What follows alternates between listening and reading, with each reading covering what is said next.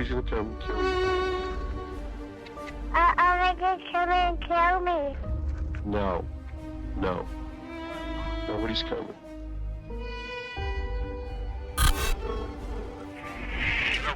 Yeah, the 75 men around our building, they're shooting at us in Mount Carmel.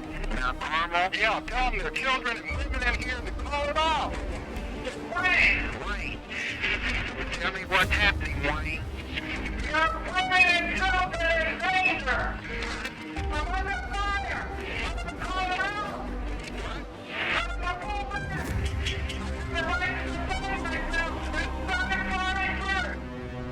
Your chopper was horrible. What? Another chopper with more fuel and more guns going on. Here they come. Right. More finery. Not us, that's them. Okay, all right. You come point guns in the direction of my wives and my kids, damn it, I'll meet you at the door any time. And I'm sorry some of you guys got shot. But, hey, God will have to sort that out one. Look, you tell me, if you die from that wound, I want you to tell me what's going to happen. I'm not going to be around anymore, am I? Trying to kill anybody, right? David, listen. No, Jim. This has been painful for us. Come on. Listen, Jim. There's nothing that hurts me more than being called a co-leader, all right? If I'm wrong, people like me don't deserve me, okay? What? Look, they're God's people. But if I'm just an instrument, okay? I show them out of a book what God teaches. Then for them to decide.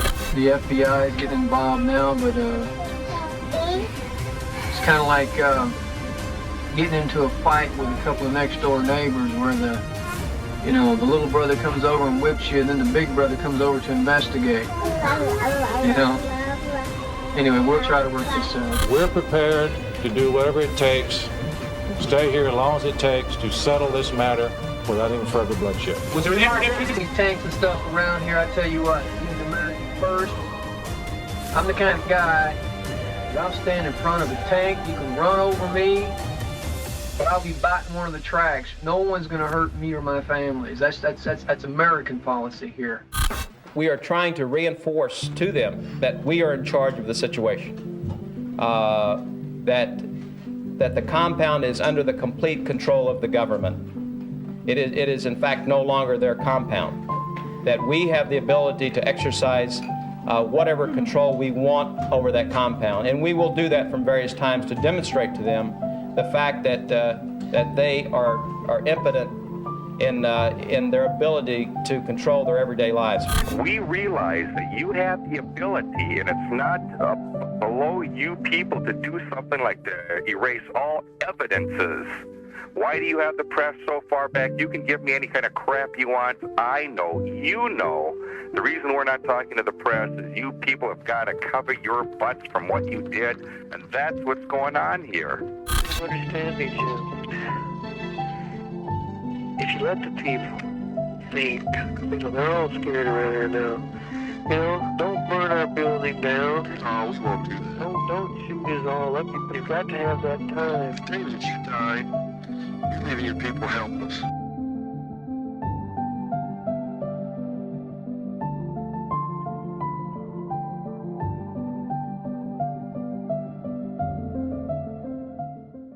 Welcome back, everyone. Tonight we have a very special guest, FBI Negotiator Gary Noesner.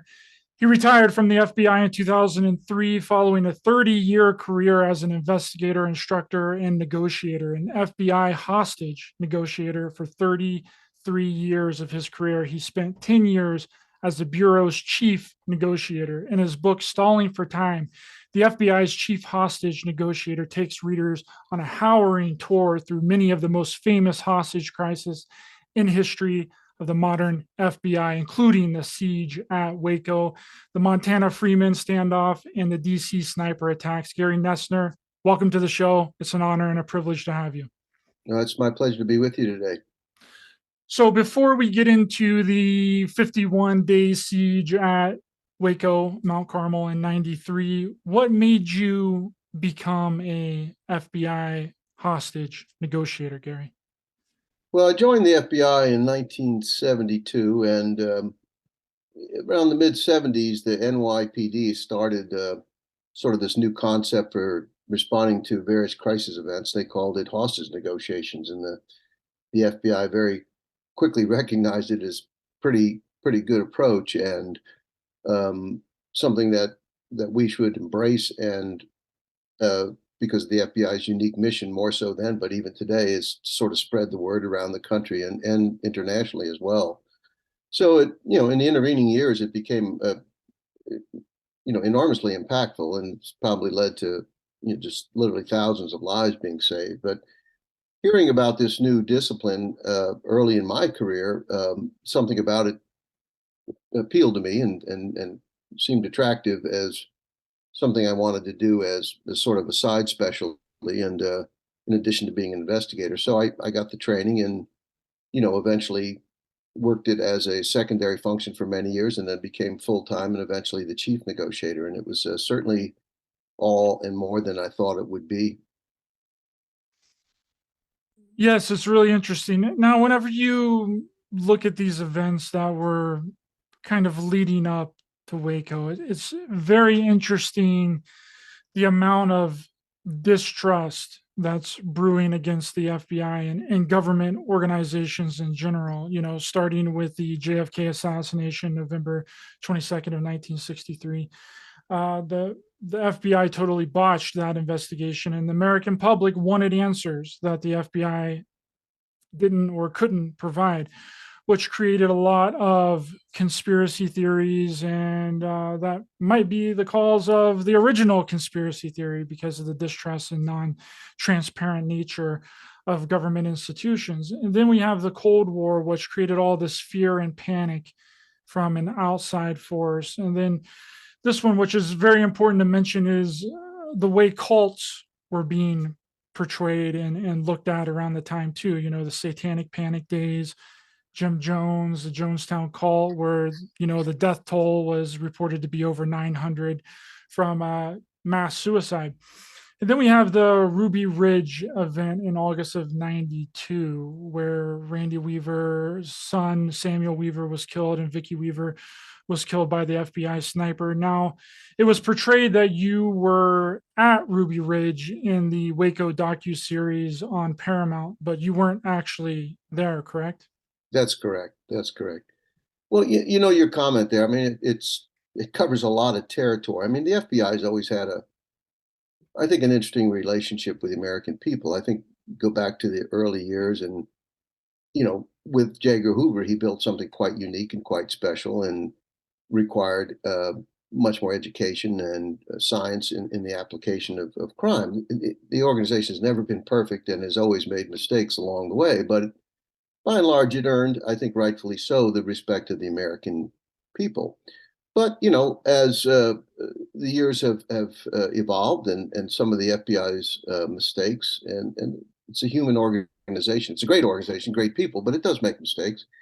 Have really come to roost. And of course, now currently there's a political element to it, that there are those who are against the government, no matter what the government does, and they think the government's evil and out to get them and take away their rights, whatever it might be. That's kind of nonsensical when you really know the facts, but there's a lot of people that embrace that.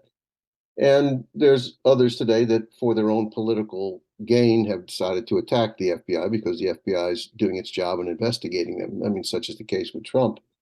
So it's a complex issue. And when you go back to a Ruby Ridge or a Waco, these are very complex issues. And people often forget that many prison riots and even right-wing militia standoffs that the FBI managed quite successfully before Ruby Ridge and Waco. In fact, I would suggest that the primary lesson learned from Ruby Ridge and Waco was for the FBI to do things again as we always had done before them. Those two incidents were really, because of some personnel issues involved, were really departures from doing things that we had gained a reputation of being the best in the world at doing. But it shows you how one person in a leadership position who's not well trained or prepared can really create some significant reputational damage to an organization. I mean, and has real life consequences, obviously. So, yeah, so it's a complex issue. I agree, absolutely. Now, did they consult you at any time during that 11-day standoff at Ruby Ridge, or? No, what happened with Ruby Ridge, at the time of Ruby Ridge, there were two full-time hostage negotiators in the FBI. There's several, 300, 400, whatever, 350, I think, negotiators spread throughout the field.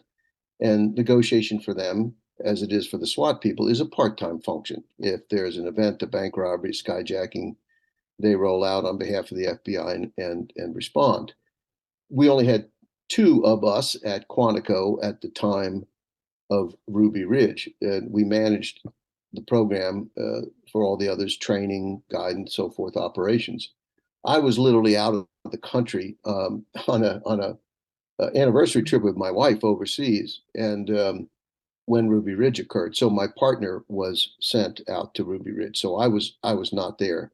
As you suggested, the 2018 Paramount six-part miniseries showed me there, and the reason they did that is because I was portrayed in the series by the great actor Michael Shannon, and they needed to get him in the first episode. So they wrote me into that incident, doing the things that, in fact, my partner actually did, and I wasn't, particularly happy with that or comfortable with that. But one of the things I learned, when someone buys your book rights, then you have some influence, but you don't have control. And Hollywood, I think they did a very good job on that series, but there's some things about it that I disagreed with, and some portrayals I would have liked to see done differently. But yeah, and one of the things about Ruby Ridge, as tragic as it was, it started off between the Marshal Service trying to execute a warrant for ATF shootout that resulted in Sammy Weaver being killed and one of the marshals, and then the FBI was deployed out there with its hostage rescue team, its tactical team, its national counterterrorism tactical team, and very quickly it accelerated, and the FBI ended up shooting and wounding Weaver and one of his friends. And as they were running back into the cabin, one of those bullets went through a door, and behind the door was Vicki Weaver, and it killed her while she's sitting there holding her baby. And it's a unbelievably tragic event. And but what people forget is that situation was resolved peacefully through negotiations after about 8 days, whatever it was, despite a horrendous situation that the negotiators arrived at. It's kind of hard to make friends with somebody when you've shot them and their wife's killed and their son's been killed, whether you were involved or responsible for that or not in the case of the son.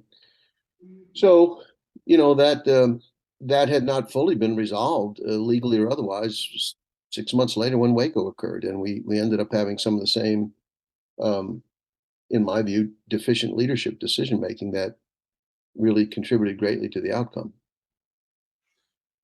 Did you think that Ruby Ridge was, well, you just said that it was successful after they got Randy and his daughter out of there peacefully? Would that be considered in your personal views as successful?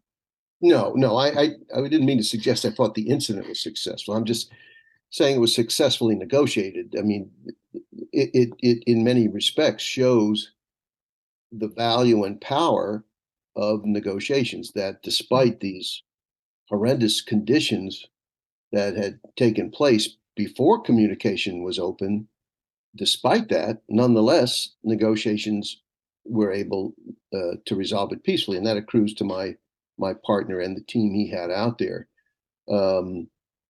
So I think that's just an important note to make. No, success, when innocent lives are lost, it's never a success. Right. Thanks for clearing that up. Would there have been anything? I know this is hyperbole and conjecture. Would there have been anything that you would have done differently at the standoff at Ruby Yes. Ridge if you were there? Were there negotiations between Randy and the FBI during that 11 days at all? Yes, there were later on, but what I would have done differently is I wouldn't have started out with what we call a rules of engagement that essentially said FBI marksmen could shoot anybody they saw with a weapon. I mean, not only is that the wrong approach, but it's also illegal. It's unconstitutional. You know, an FBI agent, a police officer, is allowed to use deadly force only to save their life or the life of someone else. You can't just shoot somebody because they have a gun or they've done something bad prior. So that I think was a terrible set of instructions that FBI personnel were given and sent up the mountain, and those conditions presented themselves, and sure enough, shots were fired, and it just made an already bad situation with Sammy Weaver having been killed by the marshals, just made a bad situation worse. So I would have started out with negotiations. And we always say it's easier to move from negotiations to tactics if absolutely necessary. It's very hard to start off with tactics that go badly and then succeed with negotiations. Do we know what kind of warrant was signed for the Weavers? What kind of warrant that was? Was that a no-knock warrant? Was it a knock warrant? Like, what kind of warrant was that for them to go up on? I don't. I mean, I'm not the authority on this, but I don't believe it was a search warrant. You know, knock or no knock. I think it was an arrest warrant. Randy Weaver had been arrested by ATF for illegally modifying a shotgun. And as I understand it, they were hoping to turn him as an informant to help penetrate anti-government, dangerous right-wing militia folks. Well, Weaver refused to cooperate with them and held up, hid out at his, listen to me, must be tired, to hide out in his mountain retreat rather than show up at court as ordered. So because he failed to show, they issued an arrest warrant. So that's what the marshals were trying to do on behalf of ATF. They were trying to arrest him. Of course, that's when the shootout occurred and a marshal was killed and Sammy Weaver, the boy, was killed. And that just set in motion a terrible set of circumstances. Yeah, I only asked that because I want to get into Waco here. And February 28th, 1993, the ATF approaches Mount Carmel. Now, I know you're not involved with the ATF or that initial raid, but as a FBI agent, I'm sure you could tell us how a warrant works and what you're supposed to do as a law enforcement agency when you're given a knock search warrant, right? And from my understanding, that's what the warrant was for Mount Carmel, was a knock search warrant, correct? I don't know the particulars of the warrant, so I won't speak to that, but I do know they were trying to execute an arrest warrant for David Koresh and a search warrant for the premises to confiscate weapons that had been illegally modified from semi-automatic to fully automatic, which is against federal law. Now, the biggest criticisms of ATF are twofold. One, that they probably would have been well advised to try to arrest Koresh when he was away from the compound. And some in ATF suggest that he never left the compound. Other information I read suggests he left regularly. I don't know the truth. I wasn't involved in it at that point in time. The other issue was that they've been subject to criticism is it became clear that they lost the element of surprise. A news crew was found out about the raid and was going out to cover it, and they got lost, and they asked a local mailman for directions, and that mailman happened to be David Koresh's brother-in-law, a rural postal deliveryman who lived in the compound. So he came back and said, "They're coming. They're on the way." So when the ATF showed up to execute the arrest warrants and the search warrant, a gunfight ensued. Now both sides say the other fired first. I don't know. I wasn't there, but in any respect, it quickly exploded into the biggest gun battle since the Civil War in the United States. And 4 ATF agents were killed, 17 wounded. There was, I think, 5 Davidians killed in the shootout. So it was a terrible, terrible event, and it took quite a while to establish a ceasefire and allow ATF to recover its dead and wounded and depart from the property. And it was about this time that the FBI was given the task of deploying and resolving the conflict. Any homicide against a federal agent, regardless of the agency, is investigated by the FBI. So that's what brought us into it. Now, from my understanding, Gary, the only reason that the ATF called for a ceasefire was because the ATF ran out of ammo. And the people inside of Mount Carmel were on the phone with the police pretty much from the start of this, calling for a ceasefire, which is very curious to me, which again, this is just speculation and hyperbole, but what would have happened if they didn't run out of ammo? Right? How long would that have gunfight have went on for? And how many more people would have died in that initial raid? I mean, would the ATF have killed everyone inside of Mount Carmel that day if they wouldn't have ran out of ammo? I'm not so sure that it's accurate that they ran out of ammunition. I think they were running very, very low, and I'm sure some of the agents who discharged more firearms, bullets than the others may have run out, but I don't know that everyone was out of ammunition. They may well have been, but I've never heard that per se, but running low, certainly. I think both sides at that point in time wanted a ceasefire, and there were two telephone lines inside the compound, and McLennan County Sheriff Lieutenant Larry Lynch was on the initial line and spoke with Wayne Martin, one of the attorneys who lived inside the compound, who had a phone line to use for his legal practice. So, through that conduit, a ceasefire was established, and certainly in the interest of both sides. Now, at what point did you just mentioned that the FBI got involved shortly after the ATF raid? How long after that initial raid did you become involved in the siege? Yeah, I mean, I think within a couple hours of the shootout, and it's not surprising any of these big situations, there's a lack of information and clarity about what's going on. But within a couple hours, my boss at the FBI called me up and gave me a thumbnail sketch of what had happened out there, and told me to make my way to an airport where we keep some FBI planes and to fly out there to run the negotiations. And armed with very little information about who the Davidians were and how this all happened, I got on the plane and went out. Now, I'm sure when you got there, you were more briefed into the incident. What was that initial thing that was said to you in that initial briefing when you got there about the situation at Mount Carmel?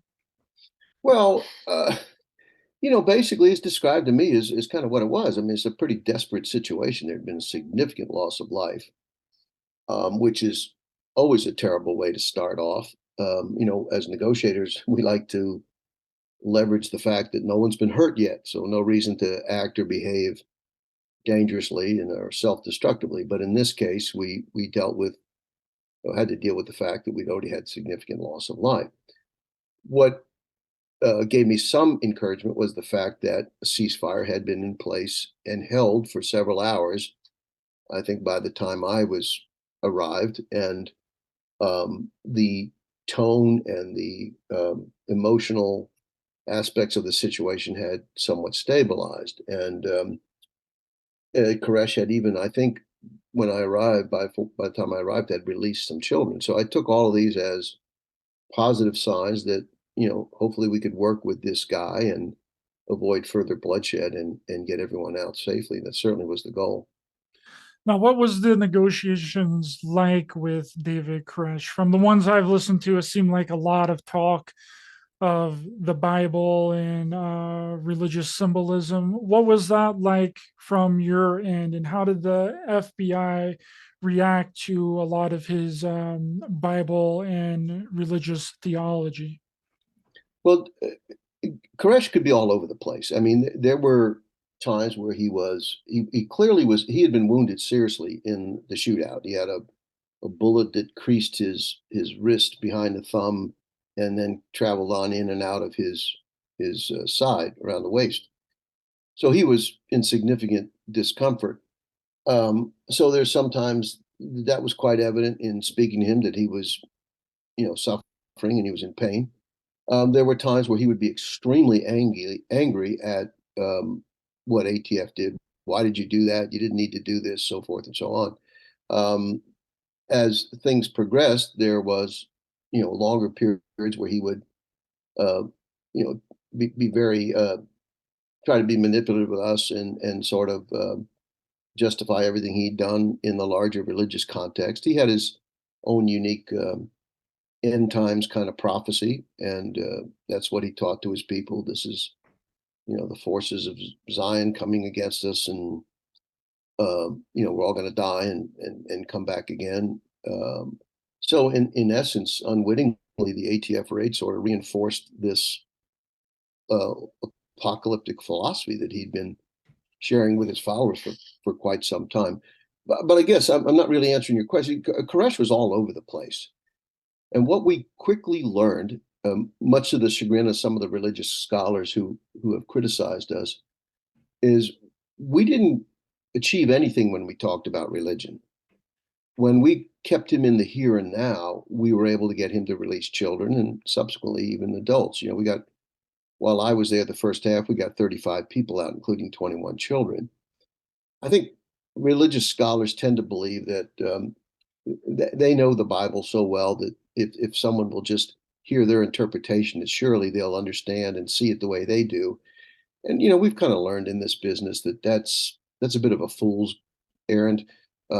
You can't really talk someone out of the core ideology. If you look at David Koresh on a pie chart, there was probably a sliver. I don't know how big it was, maybe a quarter, maybe 20%, that represented his core religious beliefs.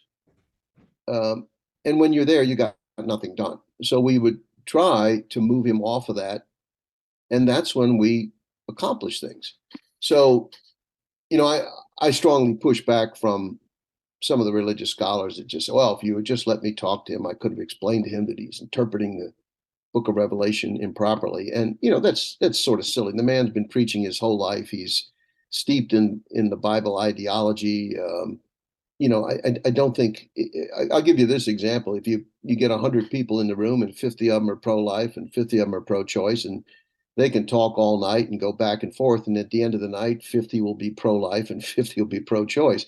There's just some core things that people believe that you're really not going to get them to change. So what you do instead is look for areas of commonality and areas that you can agree on, even if it takes you away from the major prevailing issue.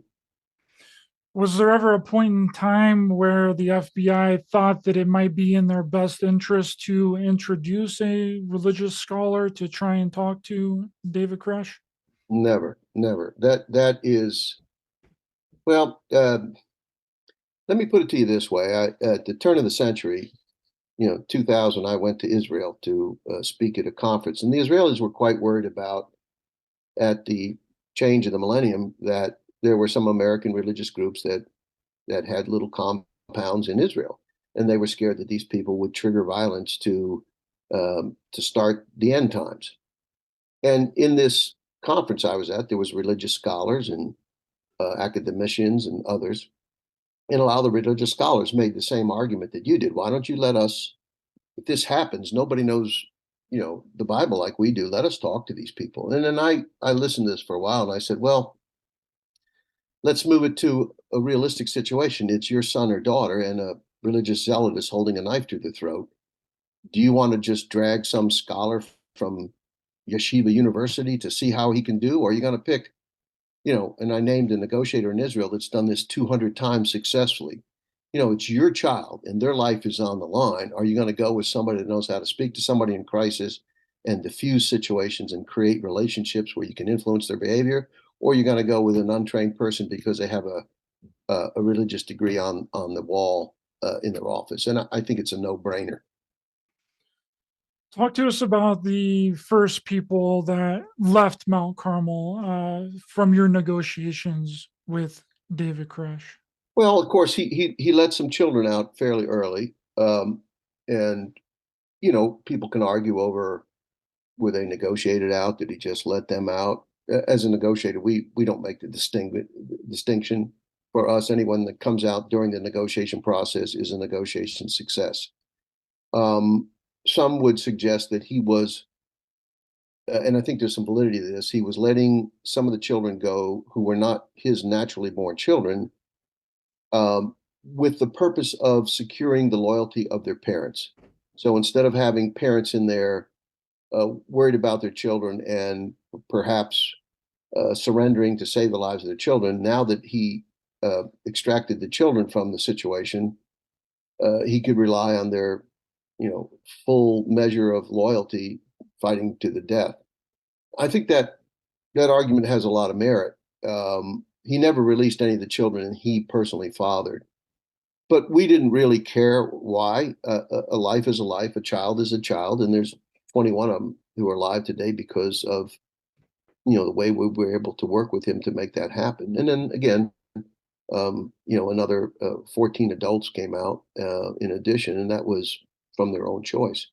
So, it was a struggle. And if you've read anything on this or seen any of the television shows or whatever, there was great disagreement within the FBI about the negotiation approach versus a more strident tactical pressure approach. As a negotiator, my team and I knew that it's what we call the paradox of power. The harder you push, the more likely it is you get resistance. So we fought against that as hard as we could. We won some battles and we lost some battles, but it was a costly, lengthy affair. It was costing an enormous amount of money. It was a lot of public criticism of the FBI. What's taken so long? Bunch of these people are kooks and nuts. Just go in there and get them. And of course, every person that said that later on said, well, why did you do what you did? You're damned if you do, damned if you don't. But we did have significant internal disagreements, and that did contribute to the outcome. Now, that being said, I've always been quite clear in my mind that David Koresh is ultimately responsible. Now, every single day, if you've listened to the tapes, the conversations, we encouraged him to come out. We made accommodations for him. We made representations about him being able to meet his followers, and all these kinds of things. We did everything we could to convince him to do the right thing by his people. And at the end of the day, he didn't. And, so yes, it's fine to blame the FBI for some activities that certainly should not have happened. But that's different. My colleagues in the FBI who were there, they tend to say, wait a minute, he was a bad guy, therefore we're all good. Well, life is more complicated. Life is black. It's not black and white. It's gray. And the fact that he was bad guy and responsible doesn't mean that we didn't make mistakes. So that's the complexity that, in my judgment, very few people seem to appreciate. There seems to be a rush to draw sides on this. And these are just nice religious people minding their own business, and big old bad old government came out, decided to kill them. And then there's the side that says these people were kooks and nuts and got what they deserved. And neither one of those, polarizing positions are really an accurate reflection of the situation. At what point did you realize as an individual, Gary, that the people inside of Mount Carmel weren't necessarily being held there against their will, and that several of them did and could leave if they wanted? And did that have an effect on you and your negotiation tactics? Well, it did. I mean, we certainly hoped that we could come to an agreement with Koresh as sort of a grand strategy, as it were, to convince him to come out. But while doing that, we were constantly working at ways to sort of erode his hypnotic sway over his followers. And I think that's not an unfair way to depict it. These folks were, by and large, pretty naive, extremely loyal to him. Most of them still are. They're still waiting for him to come back. And Koresh was a master narcissistic, malignant narcissistic manipulator. There's just no question on that whatsoever. And, he lived a pretty good life in there, being the king of the roost, and told everybody what to do, when to do it, how to do it.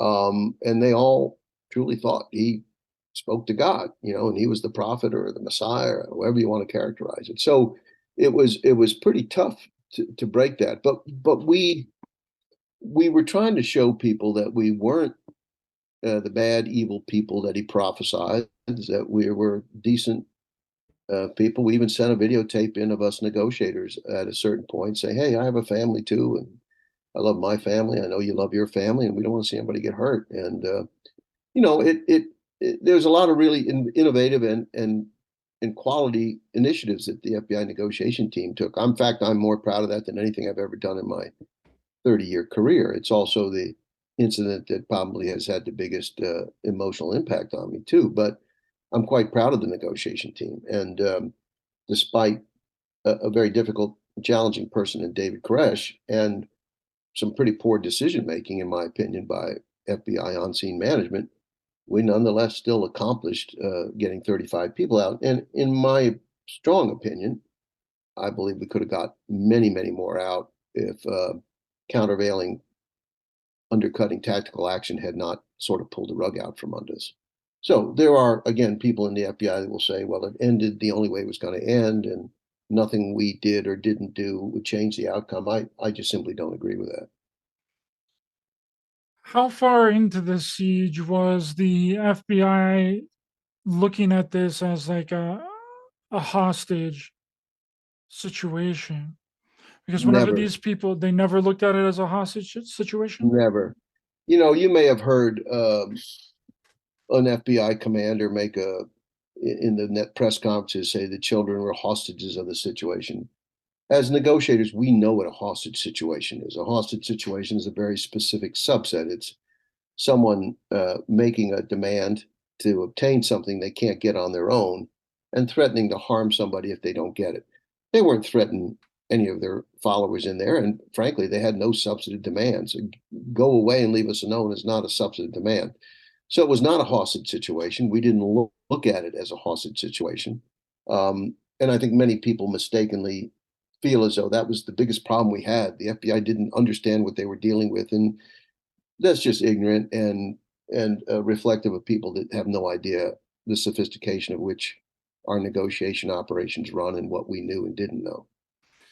But the hostage and rescue team was still there, right? That's just their name. I mean, they were created mindful of hostage situations, but when you really break down the various operations that the hostage rescue team does, very little of it actually involves actual hostage situations. It's just their name. You could call them the FBI super SWAT team, and that would probably be more accurate than calling them the hostage rescue team. Now, you just mentioned this a few minutes ago, and from my understanding, Gary, there were, let's say, all the teams weren't on the same page. There were discrepancies between the FBI tactical team and the negotiation teams, and the two teams were kind of at odds with each other. And from your understanding and you being there, what were some of the main issues between the negotiation team and the tactical team? Yeah, good question. I think some outside critics have said, the negotiators and the tactical people weren't talking, they weren't communicating, and that's totally false. I mean, we had a tactical team member in the negotiation room the entire time, relaying everything we were doing. The problem we had, in my view, is the leadership of the hostage rescue team at the time had a fundamentally different philosophical approach to resolving conflict. He felt as though we could tighten the noose, as it were, and force these people out, compel them to come out. And as a negotiator, I think I mentioned it earlier, it's the paradox of power. The harder we push, the more resistance we get. You got to more or less sweet talk people out. You can't threaten them out. It's, for example, if you were in your home, holding a hostage or threatening your family, and I'm negotiating with you, and I say, please come out, and you say no, and I go forward with the tank and I crush your brand new car in the driveway. Are you feeling good about me or worse? And, I think the answer is pretty clear to anybody. That's not the way you create a relationship of trust. But what had happened some years before Ruby Ridge, the hostage rescue team conducted a very significant tactical rescue at the Talladega prison riot. And because of that, I believe the leadership, not only of the hostage rescue team, but of the people at headquarters that deployed them, felt as though this particular leader had the answers for resolving major situations. And the same person, I think, made that bad decision at Ruby Ridge, and yet still was on the job at Waco. And I think that's the area where the FBI can rightfully be criticized the most, because without this person's efforts that served to undercut the negotiations, the Waco situation could have ended quite differently, in my view. Now let's talk about the first time Koresh said that he and the people of Mount Carmel were going to leave. What happened in that situation? Because from my understanding, were you the negotiator at that time whenever he said that he was going to leave, and he had everyone in the hallway, and the FBI had buses out front ready to get Yeah. all the people out and take them away? What happened in that instance? Well, I ran the negotiation. I spoke to Koresh the first night for about 10 hours because I was one of the first negotiators that got out there from the FBI. But my job as the boss of the negotiation team is not to be the guy on the phone, but rather to run the strategy and direct the operations of all the negotiations. So I wasn't on the phone when that happened. But what you're referring to is about 2 or 3 days into it, Koresh wanted to make a national broadcast and promised us that he would come out peacefully after we did that. And we were concerned that it would be a Jonestown sort of last will and testament, and then they'd kill themselves. And so we said we couldn't put him on live TV, but if he recorded a message, we'd listen to it, and we would see if we could get it played. If he included a message in the message that he would peacefully come out with all his people after that happened. And sure enough, he made that recording. I convinced the on-scene commander to allow us to have it played over the Christian Broadcast Network, and it was played nationally. And we had the buses, as you suggest, lined up. We know factually that the children were lined up with all their backpacks and their personal items. People were ready to come out. And then Koresh, reportedly was told by God to wait. We thought it was a convenient intervention at that time, but and I am being sarcastic. But he didn't come out. Now, as a negotiator, I'm used to being lied to or people trying to manipulate us. So when things like that happen, we go back to the drawing board and we say, hey, we did everything you said. We followed our part of the bargain, and you didn't, so, you need to step up to the plate and live up to your word. So we that's the line we would have taken. But when Koresh did not come out as promised, and it became clear when he told us God had told him to wait, while I was disappointed, the negotiation team was disappointed. The tactical commander and the on-scene commander were absolutely livid and angry, and they sent, armored vehicles forward to do some destructive stuff, which then prompted the Davidians to say, "You promised you would, after the ceasefire, you'd stay off our property, and here you are doing this." So it just ratcheted up the whole confrontation. How did the FBI get access to these tanks? Because from my understanding, Gary, there has to be some sort of other charge or some suspecting of different kinds of activity other than just converting semi-automatic weapons into automatic weapons to actually get tanks to at a siege to surround a building. Is that correct? Do you have to have some kind of other charges? I don't know. I read somewhere that there's some legal provision that charges had to relate to drugs or something like that. And I don't know if that's the case, but posse comitatus is a law that prevents the military from enforcing civilian law. But there are far less restrictions on the military lending equipment to law enforcement. And that's essentially what happened here. The gun barrels had been removed from the Bradley vehicles. To demonstrate that these were not offensive weapons. The terrain around the compound was wide open. They had inside 250 caliber sniper rifles, which are quite formidable and can, shoot around over a mile. So the FBI personnel surrounding the area had inadequate protection. So that was one of the reasons they brought the vehicles in. Did it serve to unintentionally to ratchet up the the tension? No doubt. How far away was your unit, the negotiation unit, from Mount Carmel? Could you see Mount Carmel and what was happening from where you were, the negotiation team? No, we were, I don't know, 3 to 5 miles away. I forget what the distance is, but we did have CCTV cameras that we could watch the front of the compound from the negotiation room. The FBI commandeered the Texas Technical Community College, which is a college where they used a former Air Force base in Waco, and it's used to train people as for jobs in the military to repair large aircraft, C-5 and so forth. So that's where the command post was set up. That's where we were located. The hostage rescue team was up forward around the compound, and that is part of the problem. I think that did contribute to the misunderstandings that took place between the two key components. Now, Dick DeGuerin, Koresh's lawyer, how many he was allowed to enter into Mount Carmel? He was one of the only civilians that was able to actually get inside of Mount Carmel, correct? Yeah, I mean that was after I left. I wasn't involved in that, but DeGuerin had been contacted, as I understand it, by Koresh's mother, and asked to represent him. He approached the FBI, and initially FBI command, I didn't even know about this part, had refused his involvement. We would not typically allow a defense attorney to go inside of what one could classify as an active crime scene. But eventually, as time wore on and other initiatives did not seem to be bearing any fruit, they decided to allow him and another attorney to go inside because, frankly, the FBI felt as if Koresh felt he had um, a legitimate defense against the charges, that would encourage him to come out.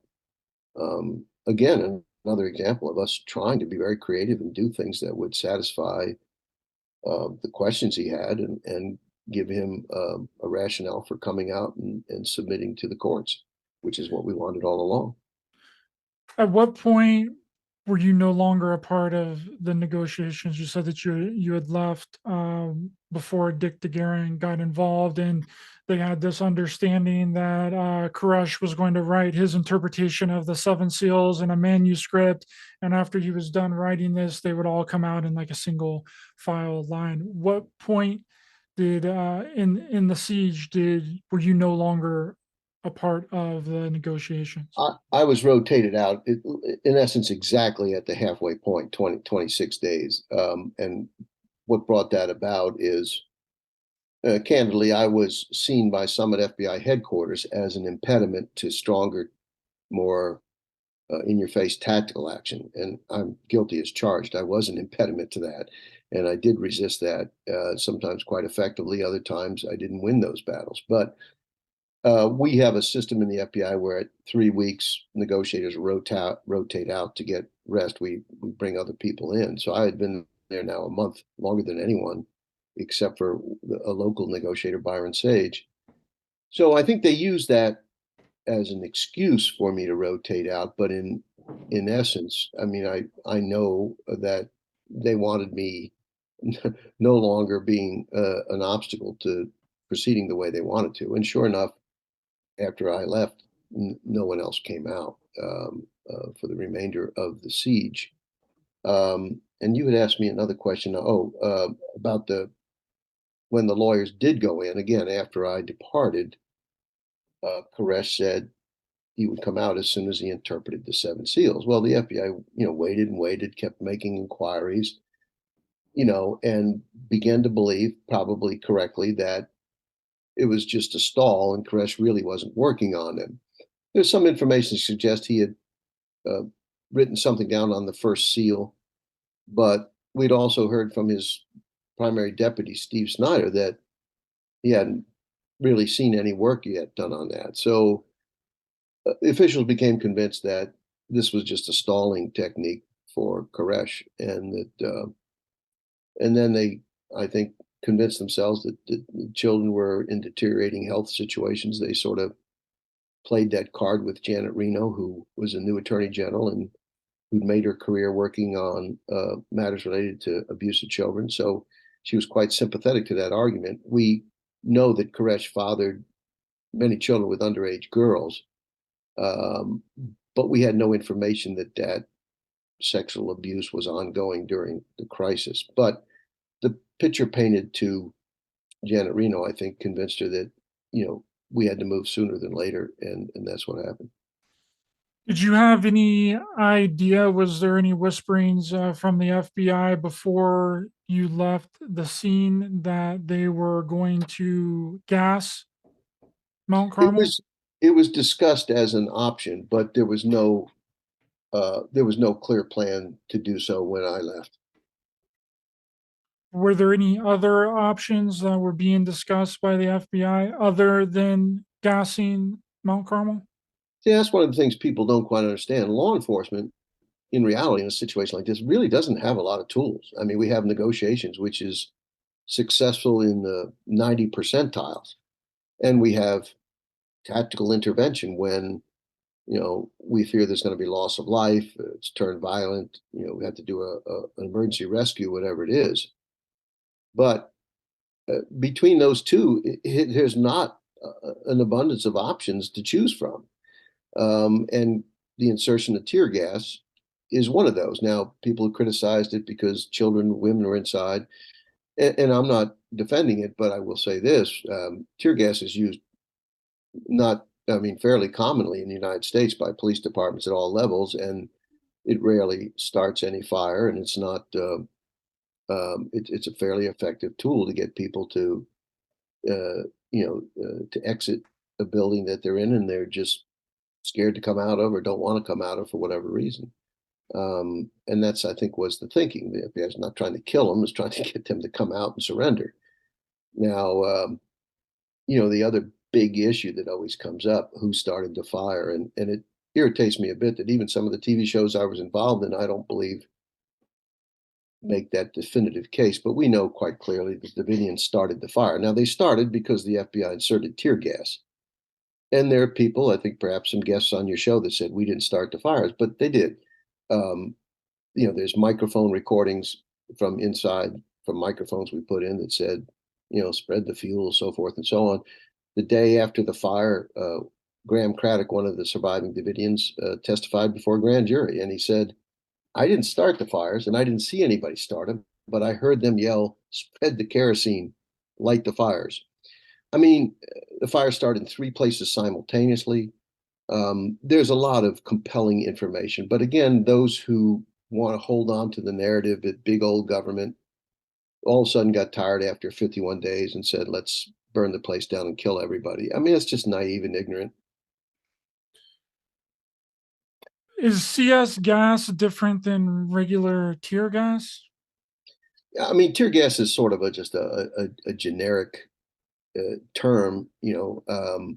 There's different kinds of gas. I'm not an expert in that area. It's pretty powerful stuff. I mean, certainly in my training as an FBI agent, I had to be gassed, and it's extremely uncomfortable. And I certainly wouldn't stay inside a building that had tear gas. I'd probably be the first person out of there. It's pretty bad stuff. Yeah, it's just interesting the amount of CS gas that they used. And from my understanding and my research, almost every time that CS gas, like this brand of gas that they use to gas Mount Carmel, has been used indoors, has always resulted in some sort of fire. So you would think that the FBI. That's just not true. That is not even remotely true. What starts a fire is if there's a pyrotechnic. The gas itself doesn't start a fire. There has to be a pyrotechnic thing. They didn't use that at Waco. They pumped the gas in for that reason. There were some shotgun ferret rounds, but those don't start a fire. No, again, law enforcement uses CS gas all the time, and it doesn't start fires regularly. I mean, I know one of the television movies made that suggestion, and it's just not correct. And again, I'm not here to defend the use of the gas or to try to pretend like I'm an expert on it, but It's just not what happened. And I'm a little irritated that people continue to tell that story. Koresh ordered the fires. I mean, it's unequivocal. Yeah, I'm just trying to get your side on it. I'm a neutral party here. I Yeah, wasn't there. I wasn't involved. I don't know what's going on. I'm just trying to get everyone's side yeah. of the story here and try and figure it out and I come to mean, you my can own question. I conclusions. mean, I think questioning the appropriateness of gas is a legitimate question, and that's fine. I think we should have that debate. But I think to suggest that either it was purposeful or that that's clearly what started the fire is just not accurate. Well, something changed with the FBI because I seen a videotape of the head of the FBI. I would have to research and see who it was during one of the press conferences where he was basically saying that they're willing to take all the time that's needed, all the time possible to get these people out of Mount Carmel. So something changed between him saying that and then the result and the gassing of Mount Carmel. They either lost patience, there was something going on, but some kind of switch flipped there where they were no longer interested in getting the residents of Mount Carmel out peacefully and they took a tactical approach. Would you agree with that? Not the last part of what you said. I mean, I think they always remained interested in getting them to come out peacefully. And I think the argument they would make, it was their hope that the gas would force them out. There's not a lot of non-lethal options, and gas is not a lethal option, not considered legally or otherwise. But going back to what you said earlier about losing patience, well, I don't think there's any question of that. I think senior government officials, they were spending, I don't know, $1 million a day in 1993 money. They had hundreds and hundreds of law enforcement personnel tied up. The FBI was getting an awful lot of criticism from politicians and others. What's taking so long? Why are you spending the money on all these crazy people? So all that stuff is a contributive factor to decision making. But I think clearly some FBI decision makers became impatient. I don't think there's any question. I wouldn't argue against that. Yeah, it's really interesting that that's the way that it would have played out. Now, what would you have? Would you been willing to wait there the entire time and try and negotiate with David Koresh and get as many people out as possible? Or if you would have been stayed on at the siege, would you have stayed there as long as it takes? I would have stayed as long as they wanted me to be there. But I remember telling the on-scene commander the day I left, I said, no one else is coming out. And the reason I told him that is because the tactical actions that had been taken literally were the straw that broke the camel's back. They had once too often responded to positive movement from the Davidians in a negative way. And to give you an example, on I believe it was the 17th of March, we had 7 adults come out. I mean, it was a huge negotiation success. We had a theory called trickle flow gush that we were, again, probably not going to have a grand resolution, but we would slowly begin to erode Koresh's support and have people come out. So I think the 7 people coming out on the 17th, or excuse me, that was actually the 21st. It was a validation of that theory, but without consultation, without knowledge. The tanks were ordered forward to crush cars and get in their face. I mean, this runs against every philosophical principle the FBI has long believed in, that the negotiation coordinators have to work in tight coordination. One complements, doesn't contradict the other. And yet, in this particular scenario, that was an outrageous. Let me give you an example. I remember telling the on-scene commander about a fellow named Pavlov, and you train an animal to do something, and you reward it, and that encourages the repetition of that positive behavior. I made the comment to him that we have the equivalent of, we've trained the dog to bring us the newspaper every day, and now that he's learned to do it, we've kicked him in the nuts when he does it. Well, guess what? The dog's not going to bring the paper to you anymore. And that's just about as basic a psychology as you can get. I don't know how it could be any more simpler than that. Yet the frustration from the on-scene decision makers was that's not enough people. It's not happening quick enough. We'll be here till Christmas at this rate. But to your larger question, had things been done the way I wanted and my team wanted, I believe we would have gotten a great many more people out, perhaps everyone, perhaps even Koresh. 3 years later, we had a similar siege in Montana that lasted 85 days. And in that instance, the director of the FBI said, negotiators, you're in the lead. You tell us how to do this. And we did. No shots fired, nobody hurt. It took 85 days. Everybody came out. No lawsuits, no reputational damage, no court litigation. That's the way to do it. And that's the way we should have done it at Waco and Ruby Ridge. How did you get those people out? Was it all negotiations? There wasn't any gas involved in getting those people out? What, Ruby Ridge? No, the other one that you just mentioned. Oh, Montana. No, there Montana. was no gas. We just we used intermediaries to initially create an avenue of communication with people that refused to talk to the government. They said we had no jurisdiction over them. So we had to use intermediaries to open up a dialogue. We were patient. We actually allowed, again, a case where we allowed some attorneys to go in to defend them, to convince them that they had the opportunity to defend what they had done in court.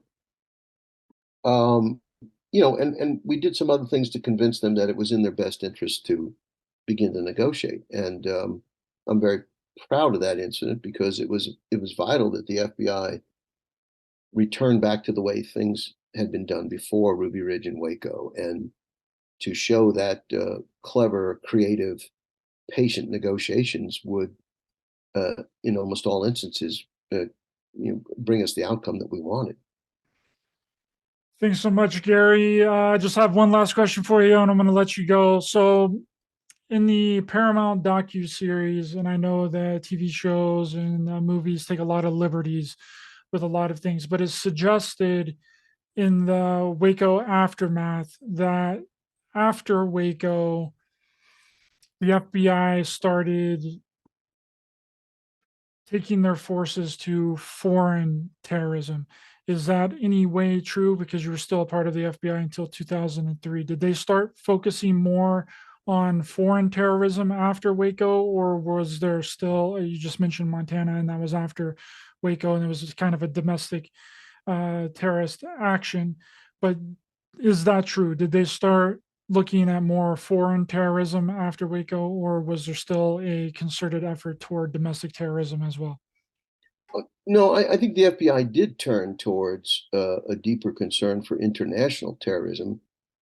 But the FBI is a big outfit. We can walk and chew gum at the same time. I think there's people want to say the story, well, everybody dropped what they were doing in domestic terrorism and then just started working international. No, I mean, after Waco, many of us throughout the FBI at all levels remained very concerned about anti-government sentiment. We had a siege, many years before Ruby Ridge or Waco in Arkansas with a right-wing militia, the Cross, the Sword, and the Arm of the Lord. We had dealt with anti-government folks for quite some time, and we were certainly aware of the threat they posed. I think Waco kind of served as a bit of an incentive for those groups to be a little bit more vocal. Sheriff Jack Harwell, who was the sheriff of McLennan County during Waco, I think said it very well, that Waco wasn't what caused them to step up their anti-government. It just became a rationale for doing what they wanted to do anyway. So this movement had been around. It went back certainly to Bill Clinton coming in office, and later Obama. The certain Christian identity, right wing, goofballs. There's no shortage of them in the country, and we certainly saw them on January 6th, and it's an issue that's going to be dealt with for some time, in my opinion. But so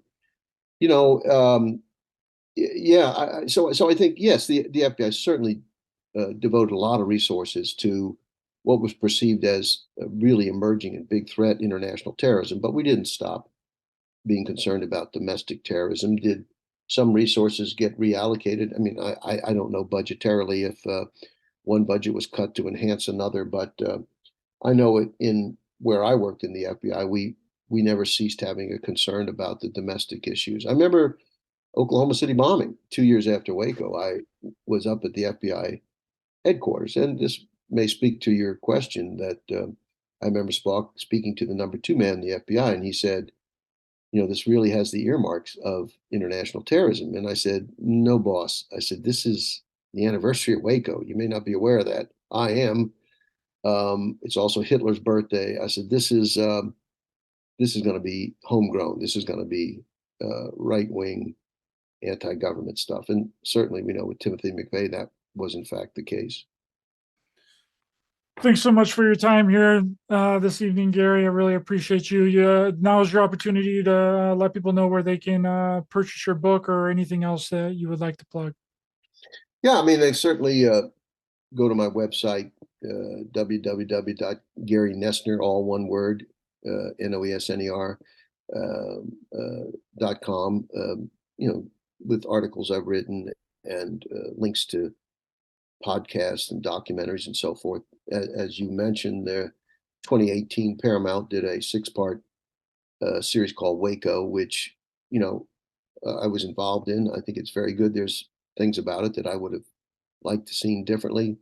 And then this year, in the last several months, Netflix came out with a 3-part documentary, which I think is probably the most comprehensive examination of Waco of anything I've seen. There's probably been a dozen Waco documentaries through the intervening years, but this one is far and away, in my opinion, the most accurate and detailed and informative. And then Showtime came out with the 2nd season of the Paramount show. Again, Paramount and Showtime, both by Viacom, they're dramatic series. There's a lot of liberties taken, and there's things that depictions of me by actor Michael Shannon, great actor, great friend, but a lot of that stuff is fictionalized. But they're good shows, and you can learn some things from them. But I think that documentary, I must say, for those who are really looking for an accurate account of what happened, that's something that they should take in, and I hope they enjoy the dramatic series as well. So that's kind of it. Thanks so much, Gary. The links to Gary's website will be in the description of this video. For everyone else, thanks for watching and listening. Much love to everyone in the chat. Please be sure to hit the thumbs up button to help the channel in the YouTube algorithm. Share, subscribe, hit the bell icon as well for notifications. And please follow the show on all podcast platforms, Rokfin, Odysee, Rumble. All the links are in the description. See you guys next time.